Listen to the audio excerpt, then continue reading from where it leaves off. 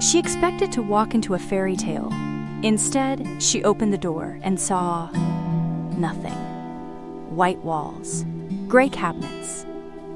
The whole house turned into a bland, lifeless box. The daughter who'd begged for the mural house stood frozen on her porch, and I watched her smile die. If you love art, this one will make your blood boil.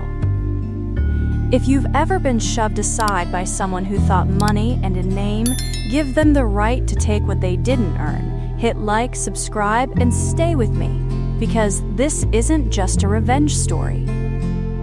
It's about dignity, loyalty, and the small, satisfying ways we can make unfair people remember what they lost. You need to see the house to understand why this cuts so deep.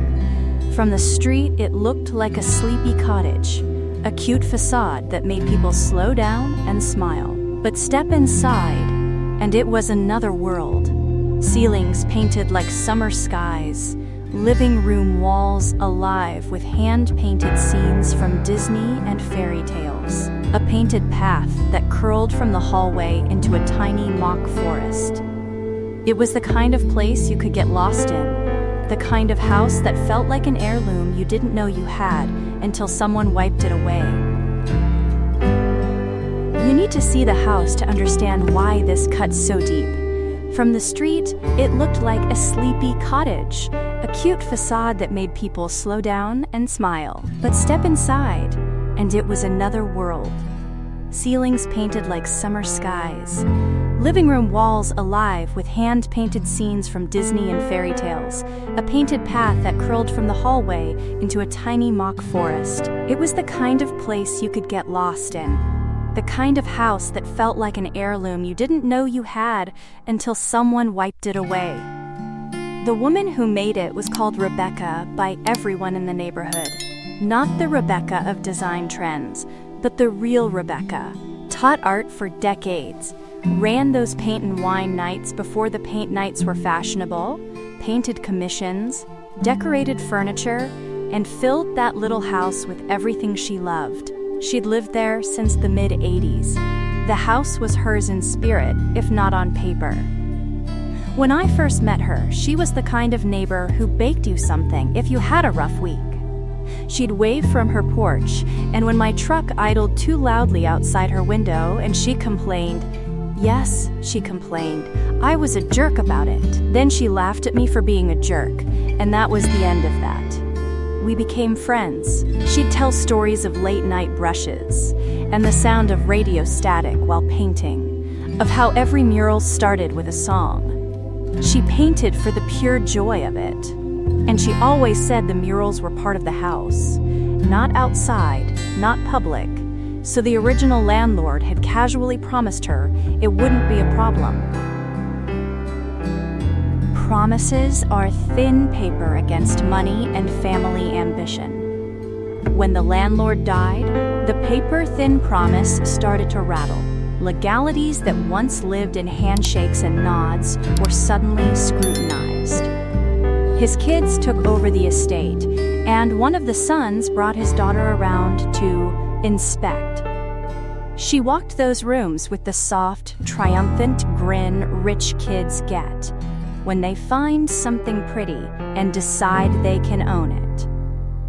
This would be perfect for me, she said, looking at a mural of a ballroom where painted chandeliers seemed to tremble above a painted waltz. She wanted the house because of the art, because the art made the house special to her Instagram, to her fantasy of quaint living. She wanted to possess that story. Rebecca didn't have a lease. That detail, a simple fold of paper, was like a wedge they used to pry open her life. The son and his daughter waved the lack of a lease like a banner, and when Rebecca pleaded that the murals had been promised to her, they smoothed their faces into something that looked like sympathy and used liability and insurance as a blunt instrument. It felt like watching the rules move themselves around to suit the people with the power. Seeing her the day she found out felt like watching someone lose light. Her hands trembled. She kept rubbing at the corner of her eye as if something gritty had lodged there. "It's not fair," she said, voice small. "I was promised." That's when the clawing in your chest starts. The animal part that tells you the world is suddenly smaller and meaner than you thought. I'd been an ass sometimes. I'd argued about my truck. But I'd also watched her paint the same mural of Sleeping Beauty 8 times because she wanted the princess to look just right. She begged, she pleaded, she tried to make a plan. But the son and his daughter already had plans of their own. Move in, curate it, post it like a trophy. They used the murals as both bait and excuse. "We want the house for our daughter. The murals make it worth it." Then turned the murals into the reason they could oust her. It was a petty, cruel logic. Your art is the reason we want the house, but also the reason you have to leave. Rebecca was devastated. She paced her kitchen at night, hands balled into fists, painting brushes untouched. She was offered cash. She refused. She wanted to keep the house, to keep the thing she had poured years into, but the math of the world, paper, signatures, probate, moved faster than grief. In the last breath of options, she pulled something wild off the table. She found a property in another state, a house with a big first-floor studio, perfect for her work. She almost didn't have the funds, but she closed the deal at the last minute. The kind of improbable last-minute victory you suspect is 2 parts luck and 1 part stubbornness.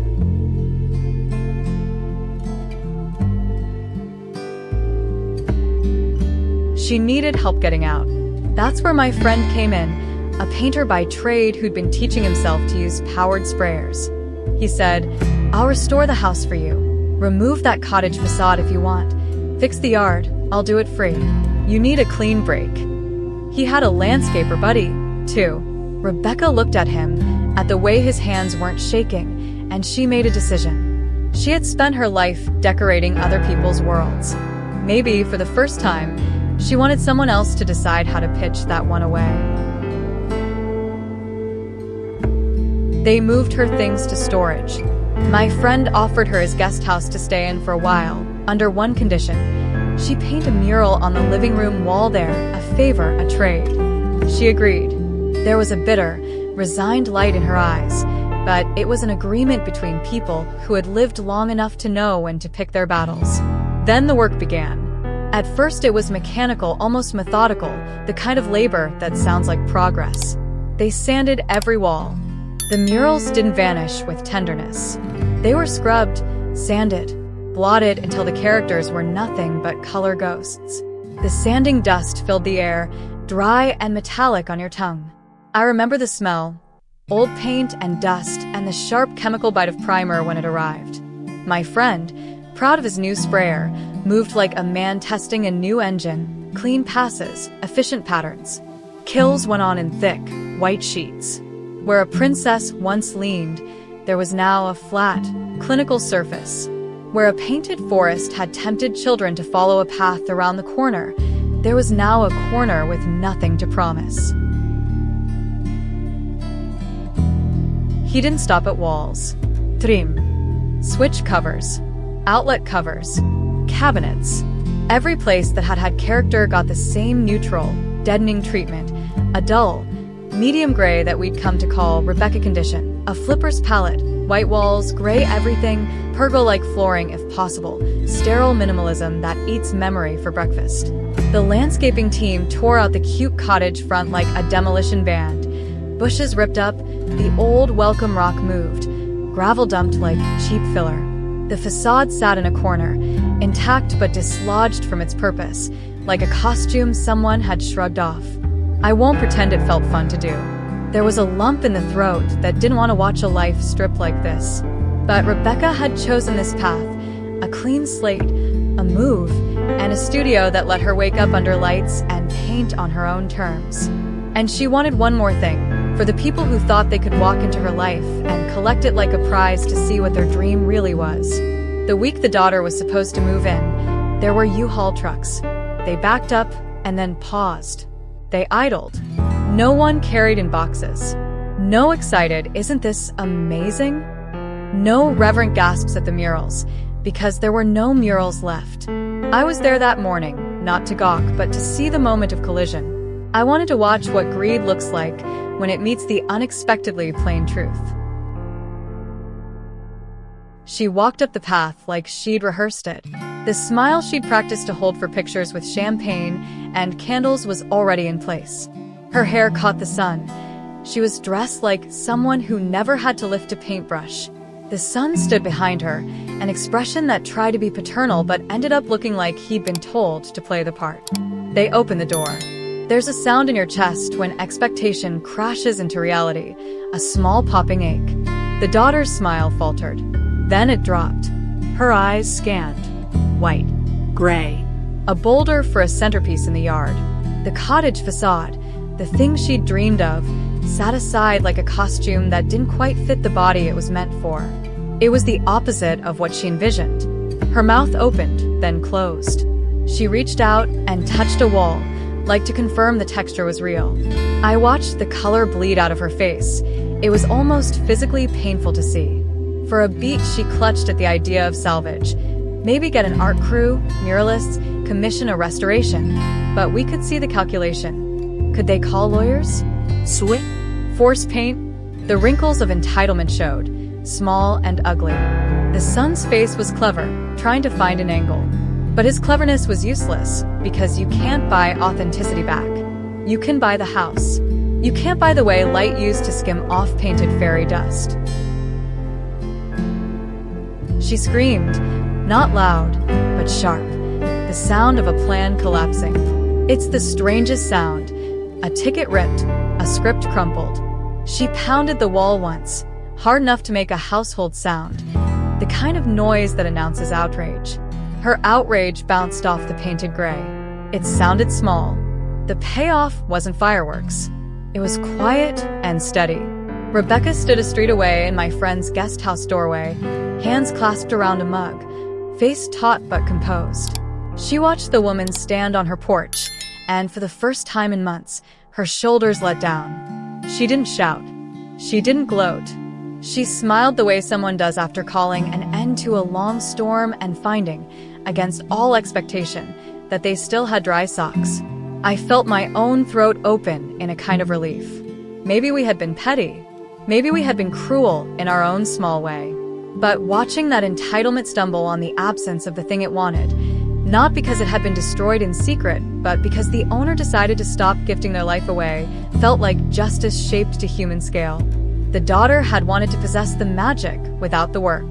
We made sure she didn't get to pretend she'd earned it, off-painted fairy dust. Rebecca moved. She painted. Her new studio had light spilling across canvases, and the first mural she did in her new place, painted slowly, on her terms, was purer than any she'd ever put on a rental wall. She was no longer giving away pieces of herself to people who would turn them into content. That was the real triumph. The daughter's face when she walked in. That's the scene folks remember. Shock. Entitlement curdled into helpless anger. She stomped, she ranted, she tried to summon the power money promises. The son squirmed. A few neighbors peeked out, some shook their heads. No one came to cheer her on. The house that was supposed to be her fairy tale was instead a monument to blandness. It was petty. It was real. It was earned, because Rebecca didn't beg to keep her art.